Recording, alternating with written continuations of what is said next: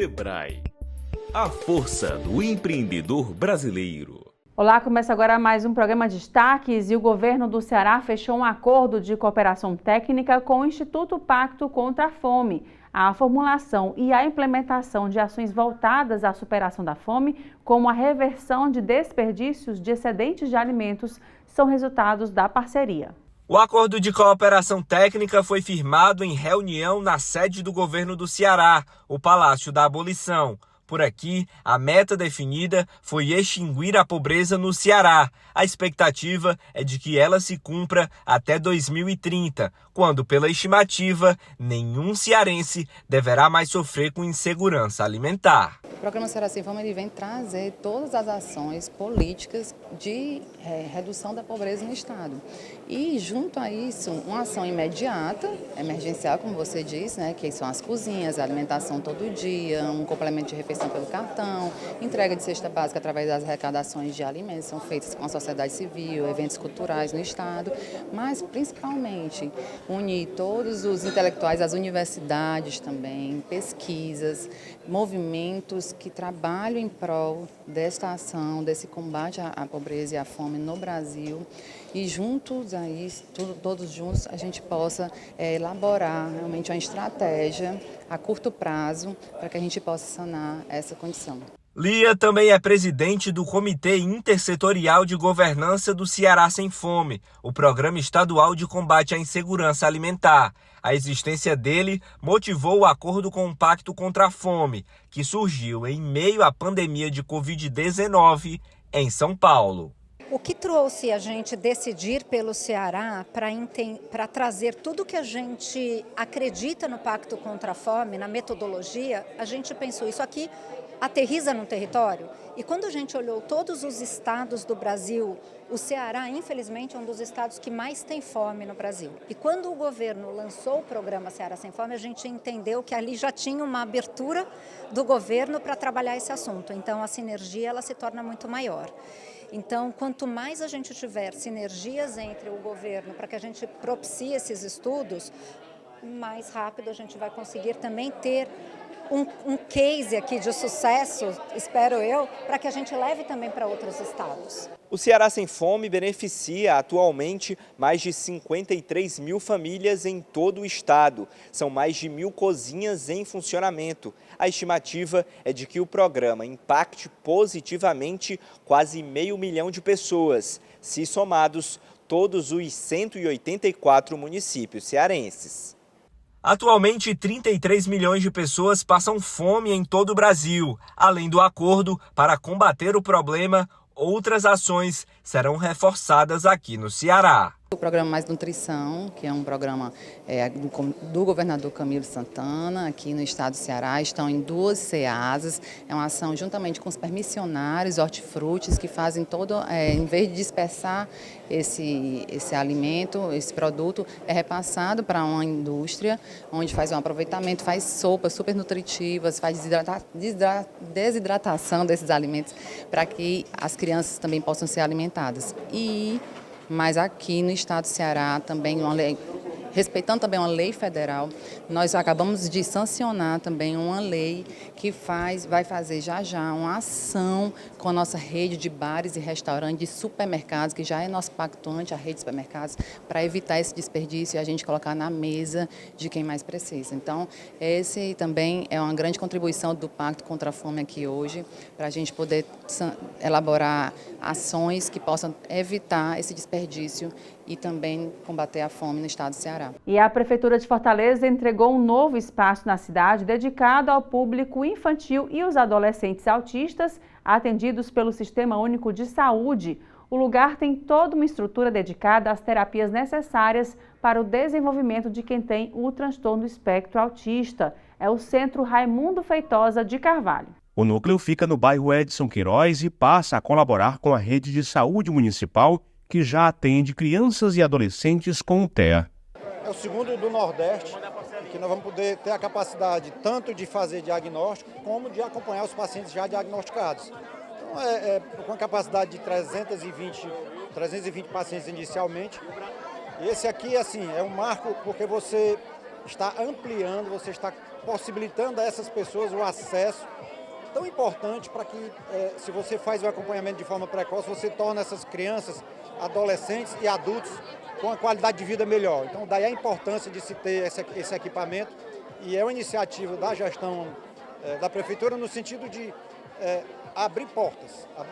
É uma demanda grande, nós sabemos disso, e esse aqui é o primeiro de uma série de outros equipamentos que iremos abrir para entregar à comunidade. O Núcleo Municipal de Atenção à Criança e Adolescente com Transtorno do Espectro Autista tem espaços para atendimento médico, salas de terapias e atividades da vida diária. Nessa, por exemplo, há o estímulo para os pacientes aprenderem a arrumar a própria cama. A equipe multidisciplinar é formada por médicos, terapeutas ocupacionais, fisioterapeutas e nutricionistas. O acesso vai ser através da regulação, nós temos já as filas definidas, e aí os pacientes serão encaminhados para cá. Tanto tem a fila dos pacientes que ainda precisam de diagnóstico, como tem a fila dos pacientes que já são diagnosticados e já vêm para cá para começar a fazer o seu acompanhamento. Aqui nós temos o fonoaudiólogo, o terapeuta ocupacional, o fisioterapeuta, o psicólogo, nós temos o médico psiquiatra infantil, nós temos o neuropediatra. Então, a equipe, na realidade, foi a equipe de concurso, equipe nova, equipe que está começando esse desafio aqui nesse novo equipamento. Nós estamos celebrando um momento histórico na cidade de Fortaleza, no momento em que a gente entrega à sociedade fortalezense o primeiro núcleo de atendimento ao transtorno do espectro autista. E aqui foi pensado nos mínimos detalhes. Cada localzinho aqui tem uma função para ajudar essas pessoas a serem inseridas na sociedade da melhor forma possível. Não só acolher a pessoa que é identificada como autista, mas também acolher a sua família, acolher os pais. Então aqui é um ambiente que foi assim pensado e que com certeza o que a gente quer é transformar a vida dessas pessoas, ajudá-las a ter uma vida melhor. Então aqui a gente vai ensinar a eles como arrumar uma cama, como ele colocar uma mesa, como ele se alimentar melhor, como abrir uma geladeira, como pisar na areia, algumas interações com algumas brincadeiras. Então tem uma equipe por trás desse equipamento também, muito bem treinada, para que possa dar toda a atenção necessária, e eu não tenho dúvida que nós já estaremos recebendo aí outras cidades que vão estar tendo interesse de conhecer o que nós estamos fazendo em Fortaleza. Hoje Fortaleza marca um dia na história da saúde das pessoas autistas no Brasil. A Prefeitura projeta a construção de outras 5 unidades do NUTEA. Raquel, que tem 2 filhos autistas, sabe bem da importância de ter atendimento especializado. Eles precisam muito de terapia sempre, né? Eles fazem acompanhamento na Casa da Esperança, mas eu sempre busco outra alternativa, porque é muito pouco tempo eles precisam de muita terapia. Dá uma esperança, né? De apoio, porque nós, mãe atípica, precisamos de apoio. Até para nós mesmos, psicológico, né? Porque nós não paramos. A gente vive pela criança, somente. O município já realiza atendimento nas policlínicas e em locais contratados pela Secretaria de Saúde da cidade. Ainda assim, atualmente a fila é de 27 mil crianças e adolescentes aguardando o contato com um especialista para o diagnóstico. Esse novo equipamento deve ajudar a diminuir o tempo de espera. Essa regulação já vem sendo feita e trabalhada, são crianças que estão aí já aguardando esse tipo de atendimento, de diagnóstico e de reabilitação, com suspeição de TEA, de transtorno do espectro autista. Nós contamos com todos os profissionais de reabilitação, desde TO, psicólogos, nutricionistas, fonoaudiólogos, toda essa equipe completa justamente para reabilitar de forma integral a criança com transtorno do espectro. E Dia dos Pais agora, neste domingo, a gente fala sobre a importância da paternidade responsável com a Leidiana Silva. Ela é responsável técnica da Clínica Escola de Psicologia, no caso, da Estácio Ceará. Obrigada pela sua presença. Obrigada, é um prazer contribuir com vocês, né? Eu acho que falar um pouquinho sobre essa temática, falar de vida, né? Falar de responsabilidades, e dentro da área da psicologia, a gente fala muito dessa perspectiva, desses vínculos, né, dessas emoções que vêm a partir, né, do pai, dessa relação que é estabelecida. Pois é, e falando disso, a gente tem visto cada vez mais, apesar de ainda ser, digamos assim, mais difícil, mas a gente tem visto, e que bom, cada vez mais os homens, né, responsáveis de fato pelos seus filhos, né? A gente viveu um período aí, infelizmente ainda existe muito essa realidade de mulheres mães solo, né? Que cuidam das suas crias de forma individual, sozinhas, né? E às vezes o genitor não está presente, ou então por vezes some e deixa essa mulher só. Mas a gente também tem visto essa movimentação contrária de homens que estão, né? Abraçando essa paternidade, né? Abraçando essa responsabilidade, que é 50%, né? É do lado 50 mãe, 50 pai, não tem nenhum mais do que o outro, né? Na verdade, na criação dessa vida, né? Que foi colocada no mundo.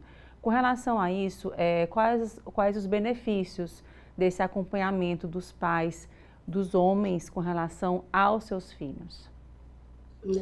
Primeiro, a paternidade ela é uma relação crucial, né, para o desenvolvimento psíquico da criança, onde ele vai exercer atenção, a presença, a responsabilidade, né, o modelo ali estabelecido, ter sempre uma comunicação clara e aberta, isso vai ajudar com que ele desenvolva essa questão emocional, né, forte, que é crucial para o desenvolvimento psíquico da criança e na sua vida adulta, a partir dessa relação que foi estabelecida com esse pai. Pois é, e aí a gente vê na primeira infância, né, um momento de formação da pessoa, né, esse momento tão importante, por muitas vezes as pessoas dizem, não, mas criança, pelo contrário, né, a gente até brinca falando assim que o adulto, ele é uma criança que cresceu, né, e aí tudo que é formado nesse momento, né, nessa primeira infância, de bom e de ruim, esses laços que são fortalecidos, como é que esses pais, né, nesse momento, nessa vida tão atribulada, tão estressante de trabalho, se olhar, voltar para os filhos nesse momento?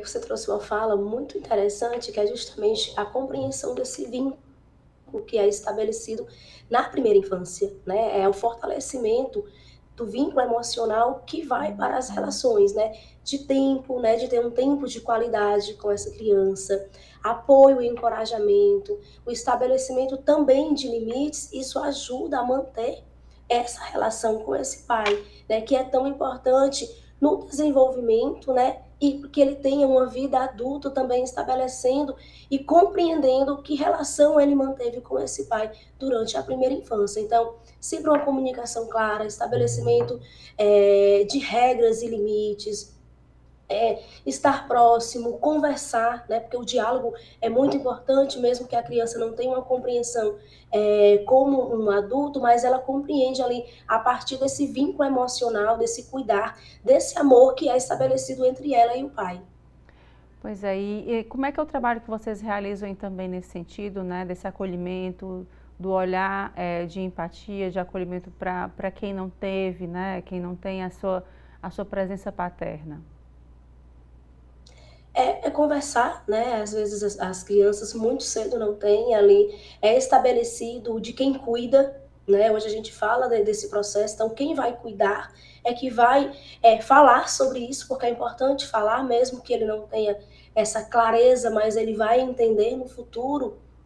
E o diálogo, né? O diálogo ele é muito importante para que ele tenha essa compreensão ali, que ele não tem essa figura, essa presença paterna, mas ele tem alguém ali que apoia, que encoraja, que cuida e que dá amor, né? No carinho, no cuidar, na atenção no dia a dia.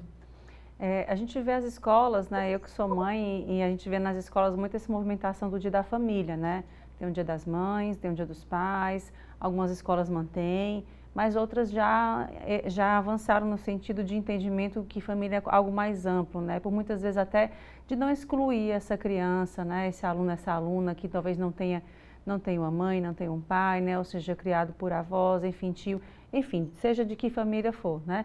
Mas desse acolhimento, desse olhar. Como é que a sociedade hoje em dia, nesse olhar mais diverso, ela pode contribuir nisso também? Primeiro, aceitar e compreender, né, esse momento que a gente faz de transição na sociedade e acolher, né? É fantástico as escolas que já trazem essa perspectiva, porque eu posso não ter mãe, não ter o pai, mas eu tenho ali a pessoa que me dá amor e que cuida de mim todos os dias. Então é importante que se diga isso e que a escola trabalhe também dentro dessa perspectiva e também a sociedade. Certo, joia. E me fala um pouco do trabalho da clínica, como é que vocês fazem atendimento aí?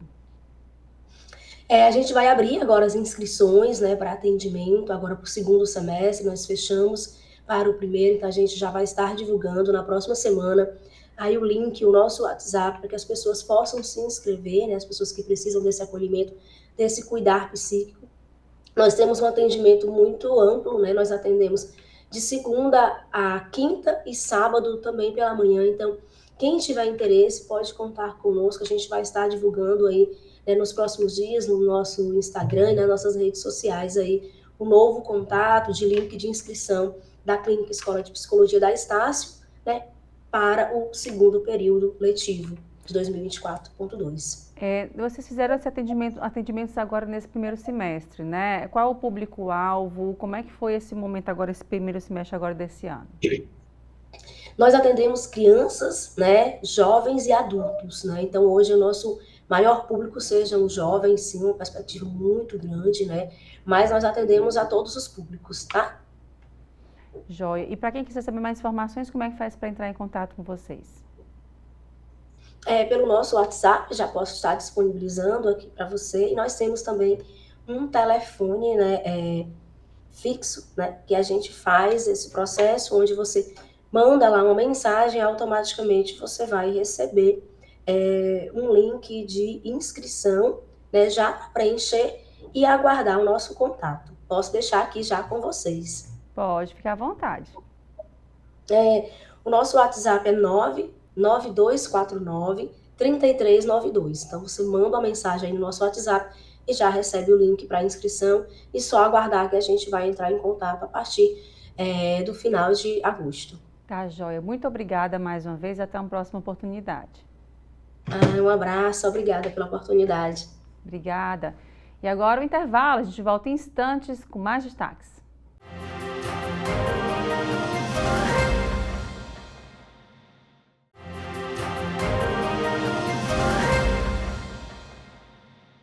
O empresário cearense Cristiano Maia foi convidado para o almoço empresarial da AGE, a Associação dos Jovens Empresários aqui de Fortaleza. Os resultados falam por si. Cristiano é o maior produtor individual de camarão do Brasil. A experiência de décadas e a trajetória com atuação plural motivaram o convite da AGE. Nós, como AGE Fortaleza, temos o total interesse em estar próximos de entender mais histórias como essa, como a do Dr. Cristiano Maia, que além disso também é da construção civil com a construtora Samaria e é hoje quem detém mais máquinas no estado do Ceará. Então é a construção de obras pesadas como rodovias, pontes, etc.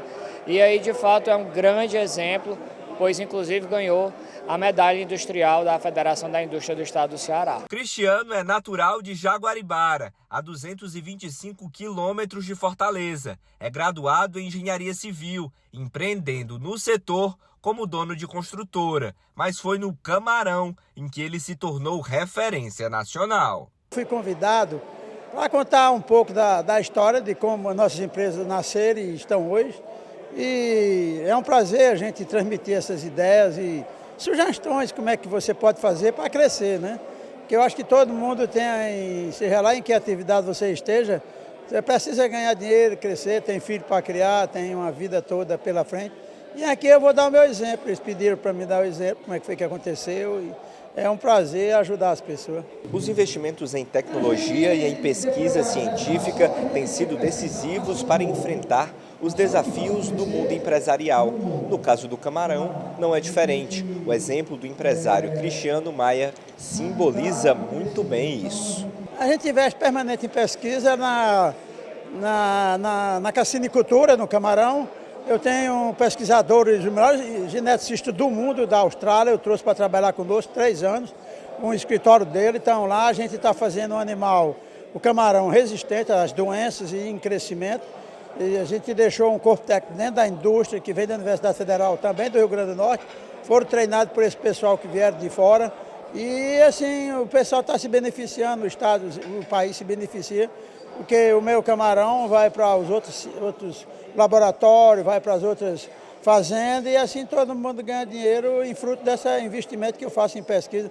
Na ração também, de pesquisa permanente, fazendo uma ração, formulando uma ração que dê o maior rendimento no camarão, no peixe, só não é pet como cachorro nem gato, mas em galinha, em tudo que a gente pesquisa, a gente faz uma boa ração para, no final, o consumidor sair beneficiado. Enquanto o vice-presidente da Associação Brasileira das Indústrias de Pescado e ex-presidente da Associação Cearense dos Criadores de Camarão, Cristiano defendeu o fortalecimento da produção local frente à importação.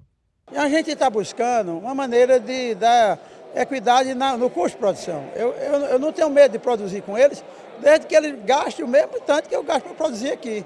Porque a nossa folha aqui vai até 80%. Só na cesta básica que a gente dá para eles é R$500. Você vê, R$500 no salário mínimo dá até 30%. Então, com os encargos sociais, que dá mais uns 50%, dobra o salário nosso lá. Eles é 17%. Eu fui agora aqui no Equador. Lá, o que incide sobre a folha é 17% só. Mas aqui chega a 80%. Aí não dá. E toda a cadeia produtiva tem mão de obra, né? Tinha que enxugar esses impostos que incidem sobre a folha, para poder a gente concorrer com eles lá. Esse é o meu pedido. Eu não tenho medo deles, eu quero que eles tenham a mesma disputa que a gente tem aqui. Lá eles não têm meio ambiente, lá não tem licença ambiental, não tem nada. O custo de licença ambiental hoje é caro. Você fazer um IARRIMA é muito caro, tem que contratar vários profissionais. Eu quero concorrer com eles, que eles não têm isso também. Eles não têm licença ambiental, ela é normal, bota dentro do viveiro e pronto. E foi lançado aqui no Ceará o mais novo empreendimento de alto padrão localizado em Aquiraz. O evento foi realizado pelos grupos Dias Branco, Saviotti e Sol Verde. É o Bela Vista Aquiraz Riviera. A repórter Catarina Maia foi lá conferir e conversou com os idealizadores. Esse projeto foi um sonho do empresário Ivens Dias Branco, meu saudoso e inesquecível pai. Ele adquiriu essa área na década de 70 e identificou realmente essa vocação que nós, cearenses, temos para o turismo. Haja visto que o Ceará tem um clima maravilhoso, tem um povo hospitaleiro, tem uma gastronomia rica e ele então sonhou com esse projeto.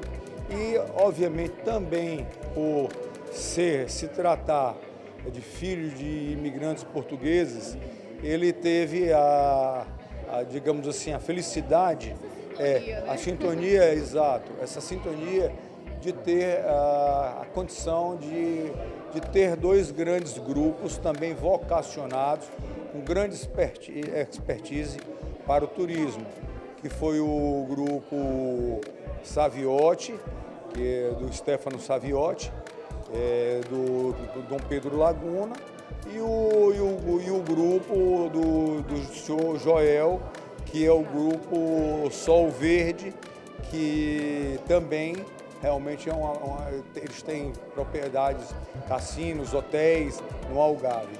Então, dito isso, ele então começaram esse projeto nos anos 2000 e hoje já está lá implantado aí alguns condomínios, um hotel muito bonito, uma área extraordinária, um campo de golfe com 18 buracos, de maneira que é um projeto extraordinário. E está agora vendendo áreas, lotes, para pessoas que desejam ter e construir propriedades lá.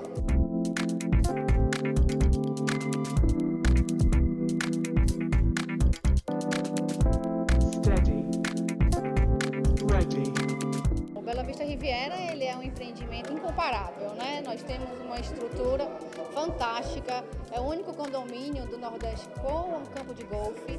Recentemente nós abrimos o nosso Beach Club Riviera, né? É um clube, um parque aquático, uma estrutura fantástica para as famílias, onde a gente proporciona muita segurança, entretenimento, uma gastronomia de altíssima qualidade, né? Proporcionando aí momentos felizes aí para todas as famílias que tiverem a oportunidade de nos frequentar.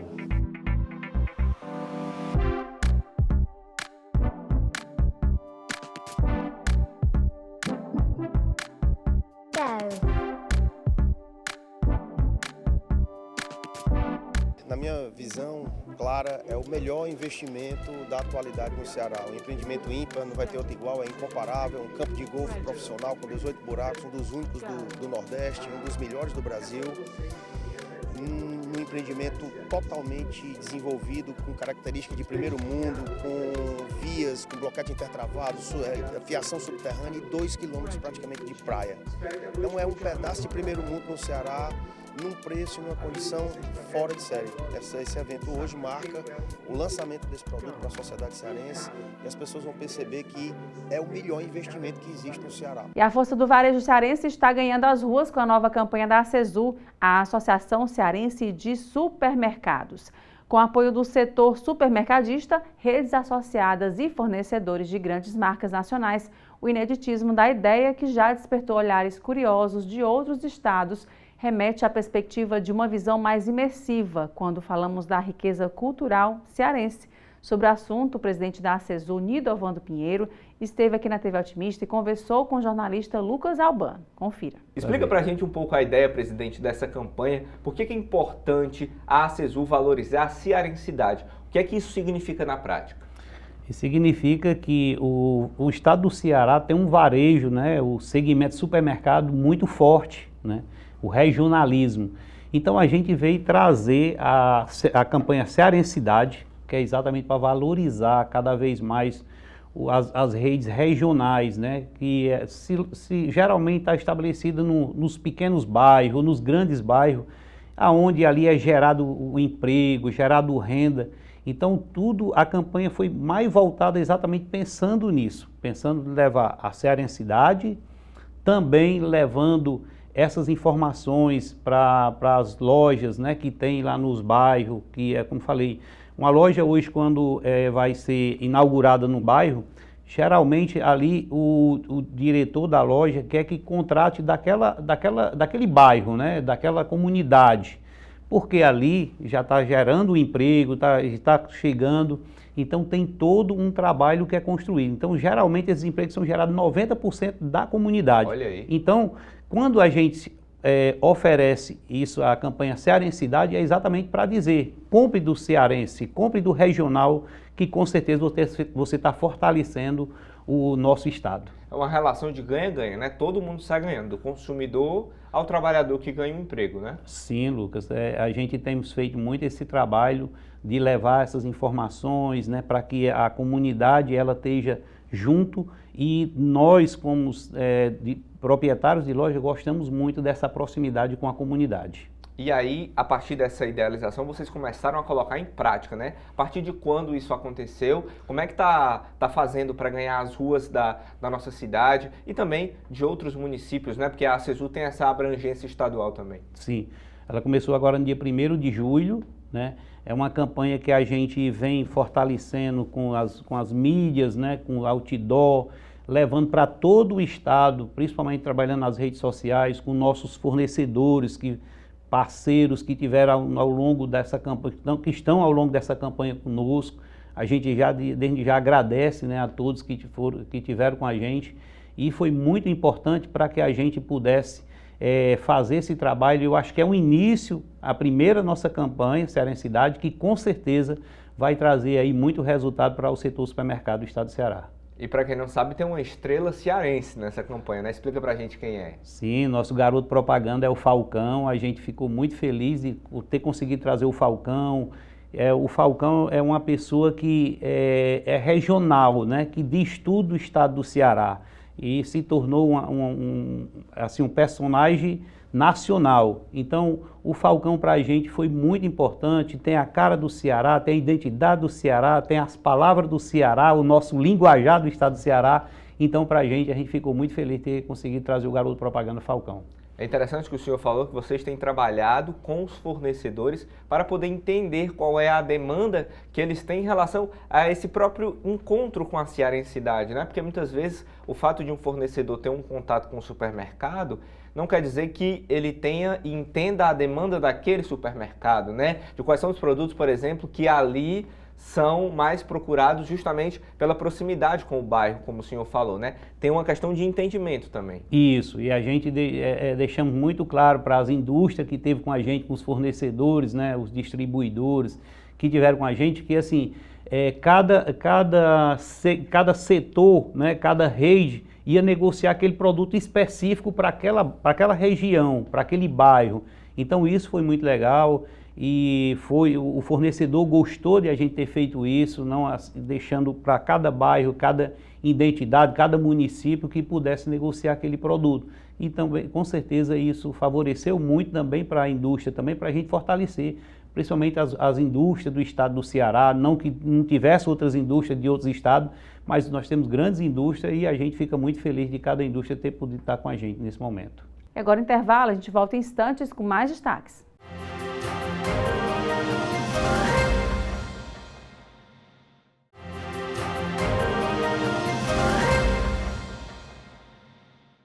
A ACL, a Academia Cearense de Letras, promoveu a conferência Camões e a Música, uma apresentação voltada para explorar a relação entre a obra do poeta português, a própria musicalidade da época.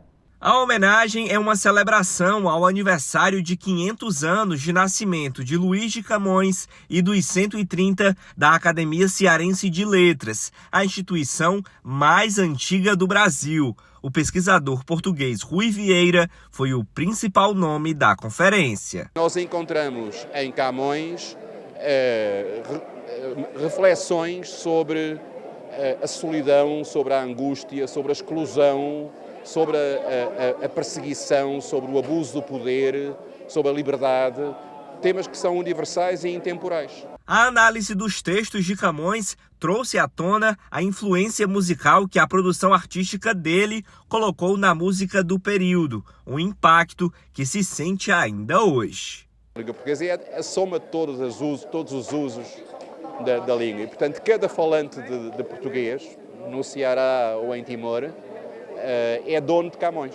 A palestra contou com a presença do vice-prefeito de Fortaleza, Elcio Batista, e do ex-governador do Ceará e ex-presidente da ACL, Lúcio Alcântara. Segundo o atual presidente da academia, ações como essa estão no dever da instituição. Se nós pararmos para olhar o nosso estatuto, o estatuto diz que é função da academia fazer essa motivação nas artes, nas ciências, nas letras, e, portanto, nós não podemos parar. Temos que sempre estar desenvolvendo e elevando o nível dos cearenses, como eu acabei de falar. E o próximo Réveillon do Marina vai trazer novidades. 2025 deve chegar em grande estilo, com mais show e uma semana de festa.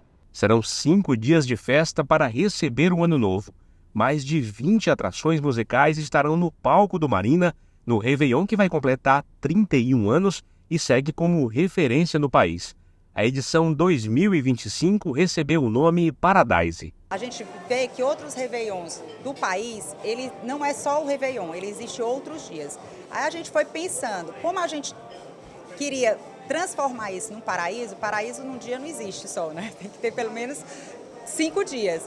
Então a gente pensou, juntamos com outras produtoras para poder formar esses 5 dias. Então daí surgiu essa grande ideia de fazer os 5 dias com a ajuda de outros, porque sozinho a gente não ia conseguir. Então vamos procurar outras produtoras, vamos ver. E foi chegando. Os shows já anunciados serão de vários estilos. A lista tem a banda Limão com Mel, Raça Negra, cheia de manias, toda dengosa, menina bonita, sabe que é gostosa, MC Daniel, Matheus e Cauã, Bel Marques, Durval Leles, Rafa e Pipo, Henri Freitas e Pedro Sampaio.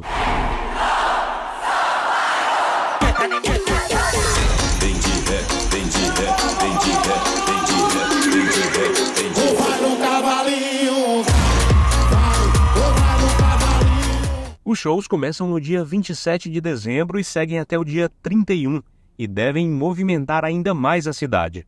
O cearense Marcos Lessa se apresenta no 4º dia de festa. Vai ser a estreia do cantor no Réveillon do Marina. Para mim era um sonho meio que estar aqui, porque considero realmente o Réveillon do Marina Park uma plataforma de lançamentos, né? O próprio, digo até a história do Wesley, né? Na época do Garoto Safado, quando ele começou a fazer Réveillons aqui, foi que ele começou a ser chamado para outros eventos. Então, considero um marco também na minha carreira poder estar nessa grade. Quem garantir presença no Réveillon do Marina vai ter mais. Surpresas estão sendo preparadas. Eu acredito que vai agradar a todos. Então, é uma surpresa nacional, conhecida internacionalmente, então só estamos aguardando para poder a gente fazer, para poder ficar mais paradisíaco. E a gente fala agora de saúde. Você tem o costume de respirar mais pela boca do que pelo nariz? Sabe que esse processo respiratório pode levar a problemas de saúde, como distúrbios do sono e até impactos no desenvolvimento facial. Sobre isso a gente conversa agora com a ortodontista e especialista em respiradores bucais, doutora Carolina Cavalcante. Obrigada pela sua presença. Olá, tudo bem? É sempre um prazer trazer informação de qualidade para quem nos procura. Pois é, falando desse assunto, né? A gente vira e mexe, de vez em quando se pega respirando pela boca. Tá correto isso? Não, não é correto a gente respirar pela boca. E as pessoas acabam se acostumando com essa condição, né? Assim, a respiração bucal, ela é tão maléfica para o corpo, para o desenvolvimento, para o crescimento, que as pessoas às vezes ou ignoram ou às vezes não sabem realmente dos efeitos negativos dessa condição. Pois é, e aí o que pode ocasionar, né? Assim, o tempo mais gelado, eu estou aqui no estúdio, tem ar-condicionado, tá frio, né? Isso pode ocasionar essa mudança de temperatura, o nosso formato do rosto, quais são essas dicas, né? Esses passos que a gente pode evitar para não respirar dessa forma? Isso é super importante para a gente diagnosticar porque que aquele paciente respira pela boca, né? O que é que está causando isso? Muitas vezes pode ser uma formação de septo, de conchas nasais hipertróficas, que aí o otorrino entra com a gente para auxiliar nesse diagnóstico, para descobrir qual é a causa.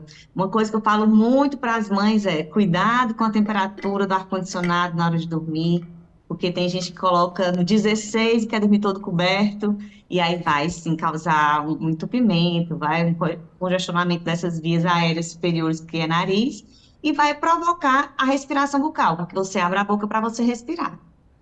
Esse tipo de respiração pode ocasionar algum tipo de doença, no caso, gripes, resfriados, alergias?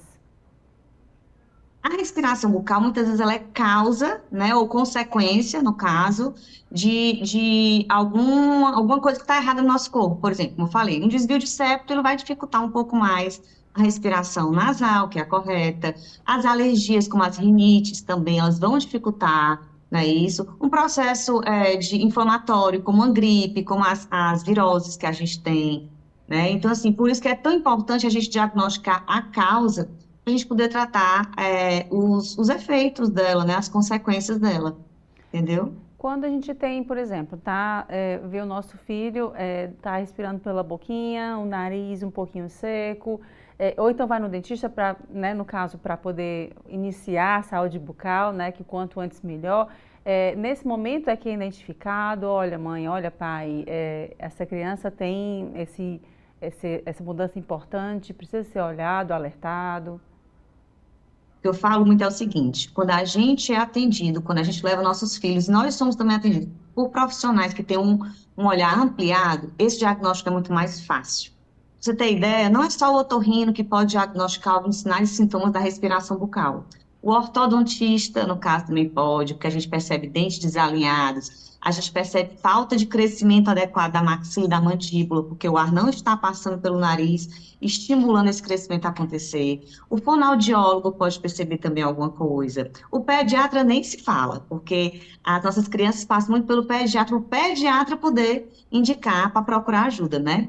Mas eu digo que o melhor especialista para diagnosticar algum problema de respiração bucal nos nossos filhos é mãe, porque os pais que me desculpem, mas as mães estão muito ali do lado, próximos, quando eles adoecem, a gente se desloca para o quarto deles muitas vezes, ou então traz para dormir com a gente, e aí a gente vai perceber alguns sinais, né? O ronco à noite, a tosse, uma tosse persistente, pode ser porque tem alguma coisa presa no nariz, que está provocando aquele nariz ficar congestionado e ficar tossindo, um sono agitado, porque vamos combinar e deixar bem claro que o respirador bucal não dorme bem.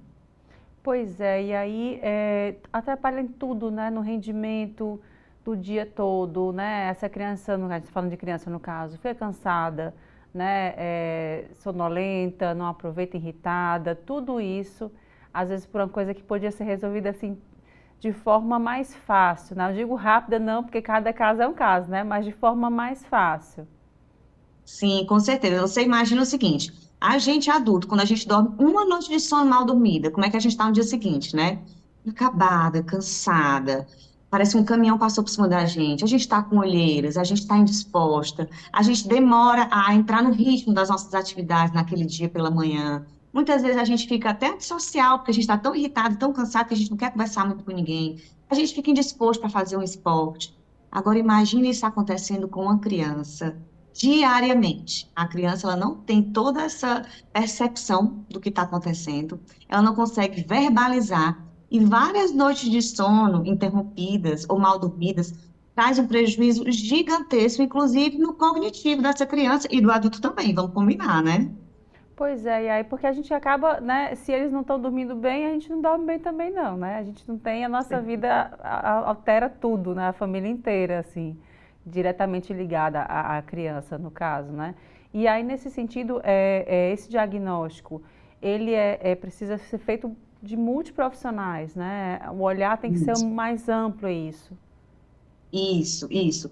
O respirador bucal, ele não precisa só de um profissional para tratá-lo, né? O respirador bucal, ele vai ter problemas de respirar pelo nariz, que muitas vezes precisa do otorrino, com certeza. Vai ter dentes desalinhados, vai ter falta de crescimento adequado da maxila da mandíbula para acomodar todos os dentes permanentes que vão vir, porque os dentes de leite, eles são menorzinhos, né? Mas de acordo com que a criança vai crescendo, vai trocando esses dentes, os dentes permanentes são bem maiores. Aí você vê aqueles dentes tortos, desalinhados, um em cima, outro embaixo. É sinal de que não está cabendo. A gente vai ter que trabalhar para expandir essas arcadas para todo mundo caber.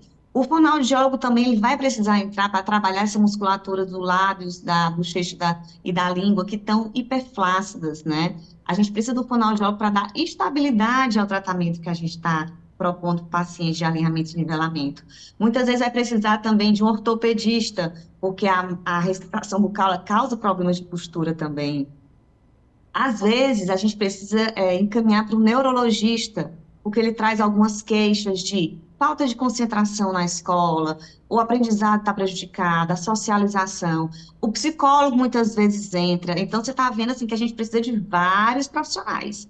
E se esses profissionais não tiverem realmente esse olhar ampliado para enxergar que a respiração bucal pode causar tudo isso, o plano de tratamento vai ser equivocado também. Pois é, porque acaba afetando globalmente esse indivíduo, né? De forma que a gente nem imaginar, assim, poxa, você falou aí do fisioterapeuta, né? E a gente imaginar uma respiração pela boca afetar a postura, né? De fato, tem que ter esse olhar ampliado, né?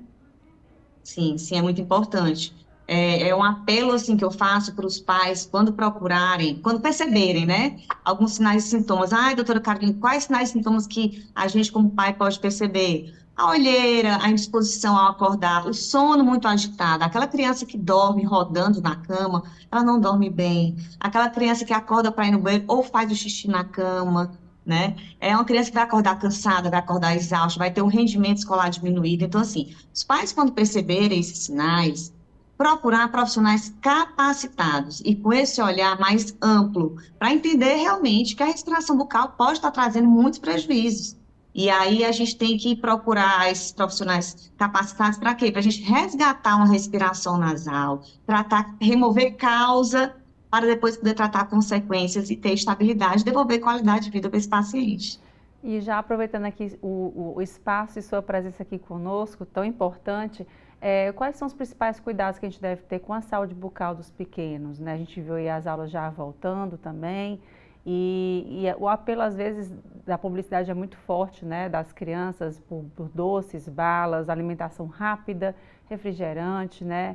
A gente vê pouco o consumo de fruta. De que forma a gente pode garantir uma saúde bucal para as crianças? Às vezes pensa assim, poxa, tão pequenininho, o dente vai tudo cair, daqui a pouco cresce, a gente cuida. Não é assim, né, doutora? Gente, dente de leite serve para mastigar, serve para ajudar na deglutição, na fala, no sono, na respiração. Então, eles são muito úteis. A gente tem que cuidar dos dentes de leite, tanto quanto a gente vai cuidar dos dentes permanentes. E outra, dente de leite, quando está cariado, dói. A A gente não quer que nossos filhos sintam dor. Então, a gente tem que ter um cuidado maior nessa alimentação que é proposta hoje em dia, num mundo tão moderno, num mundo tão corrido, onde a gente consome muitos alimentos ultraprocessados, com muito açúcar, né? Eu não gosto de proibir nada, eu peço para a gente ter equilíbrio, né? Então, assim, durante a semana, tentar descascar mais e desembalar menos. No final de semana vai para a festinha, libera o doce, não tem problema, desde que faça uma higiene depois, né? Para que a gente possa remover esse excesso de açúcar. Ou a questão do açúcar não é só pela cárie, não é só pelo peso, é por todo o processo inflamatório que causa no corpo. Então, que a gente possa pensar a longo prazo, que a gente é o que a gente come. A gente tem muita frase que diz também, saúde começa pela boca, né? Então, assim, o que a gente está comendo é o que vai fazer a gente. É o que vai estimular nosso crescimento, é o que vai estimular também, dar energia para o nosso cognitivo, para o nosso raciocínio, para a nossa disposição. Então, quanto mais natural nós pudermos ser em relação à alimentação, fruta, legumes, comida caseira. Eu sei que hoje o corre-corre, o dia a dia muitas vezes não permite, mas a gente poder, as mães, os pais, a família poder se organizar melhor para pensar no cardápio, né? Para que a gente possa realmente trazer comida de verdade para nossa casa. Pois é, e também falando da senhora enquanto ortodontista, em que fase da vida, digamos assim, a pessoa passou a vida inteira com os dentes tortos, enfim, existe um período da vida que a gente pode fazer ainda, retomar, ou qualquer momento pode ser feito, quanto antes? Eu me lembro muitas vezes que assim, quem usa aparelho é criança, né? Depois que cresceu, não adianta mais. Não é isso não, né? Tá mudando. É o seguinte, tratamento ortodôntico a gente consegue fazer com todo mundo, em todas as idades. Porém, tem algumas idades que são mais fáceis de tratar, os resultados são melhores. Deixa eu fazer uma comparação para você entender. Quando uma criança chega para a gente, por volta dos 5, 6 anos, ela está com o crescimento da maxila e a mandíbula a todo vapor. Então, ali eu posso redirecionar um crescimento que está errado, eu posso estimular um crescimento que está deficiente. A gente consegue trabalhar com osso e dente, corrigindo a posição dos dois. De acordo com que esse paciente vai crescendo, as minhas possibilidades vão diminuindo. Quando eu chego aqui com um adolescente, ele está no crescimento, num período de crescimento residual, então eu vou tratar muito mais dente do que a parte óssea. E se precisar tratar a parte óssea, vai ser um pouco mais dolorida. Quando o paciente chega para mim já adulto, a gente vai tratar mais dente, posição de dente. A parte óssea a gente não consegue mais estimular o crescimento. Se a gente precisar corrigir alguma coisa óssea, é com cirurgia. Então, o ideal é a gente tratar desde cedo, tá levando esses pacientes para o dentista, não só para o dentista para estar fazendo prevenção, instrução de higiene oral. A gente teve no mês passado a campanha Júlio Laranja, que era trazendo a importância da gente levar os nossos pequenos para uma avaliação ortodôntica na fase correta, entre 5 e 6 anos. Porque ali, se precisar intervir, vai ser um tratamento mais leve, mais rápido, menos dolorido e com efeitos mais duradouros e melhores. Eu costumo até dizer que nessa idade a gente faz harmonização facial fisiológica. Pois é, e eu lembro a gente enquanto criança tinha um medo danado de ir para dentista, né? O barulho da broca, enfim, era um terror. Mas agora a gente vê pelo contrário, né? Tanto a atenção humanizada mais ainda, né? E também um olhar empático. Já vi atendimentos com as crianças na cadeirinha, né? Com brinquedos, enfim, de forma que fica uma coisa lúdica, né? De que forma que a criança não precisa ter medo. Né, os pais não precisam ter medo por elas, né? Porque às vezes a gente traz um trauma de infância, assim, não vou levar não, porque, né, o medo que eu tenho, ele vai ficar também. Que nada, né? A gente precisa cuidar o quanto antes e prevenção é sempre bom, né? A gente está num país que pouco previne e já vai atingir enquanto já não tem mais jeito, né? A gente tem que mudar isso aí.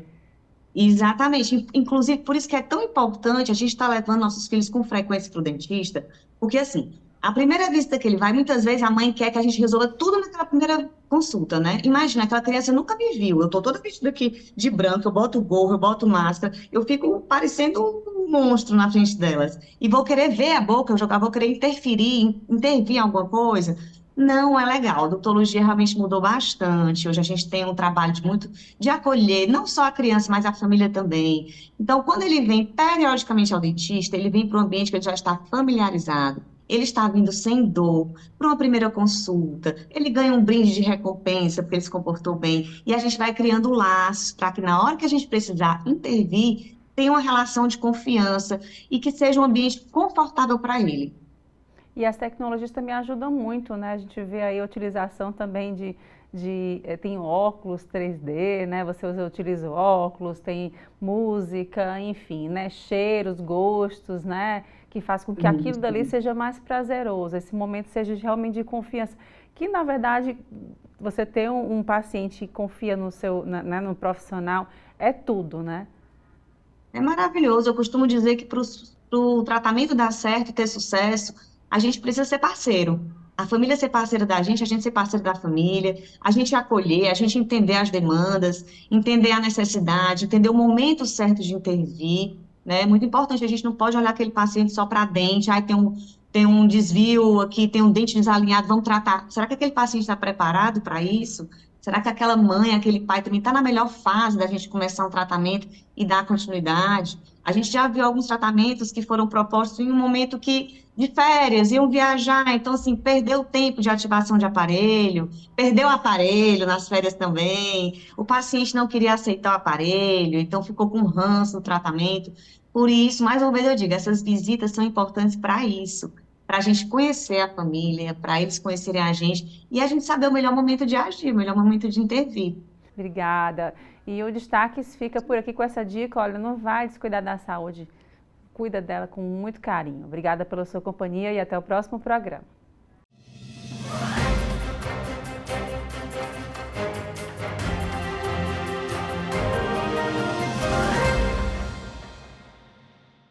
Sebrae, a força do empreendedor brasileiro.